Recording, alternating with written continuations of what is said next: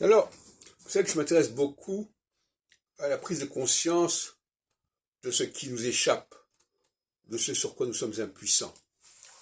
C'est-à-dire qui relève d'une transcendance, en quelque sorte. La transcendance, c'est l'impuissance. C'est le sentiment d'impuissance. Et aujourd'hui, on n'a pas assez ce sentiment d'impuissance. Moi, je l'ai depuis longtemps. Par exemple, l'astrologie, pour moi, ce n'est pas quelque chose qui est de l'ordre de l'humain. Ce ne sont pas les hommes qui ont fait l'astrologie. Ce ne sont pas les hommes qui ont inventé l'astrologie.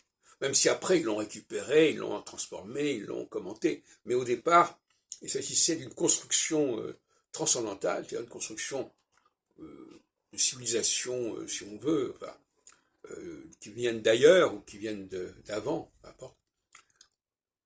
Et pour la question de la mort, justement, la mort, c'est une des choses sur lesquelles l'humanité se sent le plus impuissante. Et d'ailleurs, c'est ce qui est le plus terriblement et sévèrement sanctionné par le droit. Tant que quelqu'un n'est pas mort, on est capable, tant qu'on a, comme on dit, tant qu'il y a de la vie, il y a de l'espoir. Et donc, dès qu'il y a la mort, on entre dans un monde différent. On entre dans une perception d'impuissance qui mène à la conscience de la transcendance et la conscience des limites de l'humanité.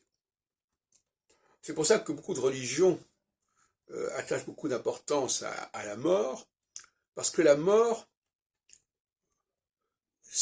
alors évidemment on peut parler de l'au-delà, on peut parler de ce qu'il y a après la mort, etc.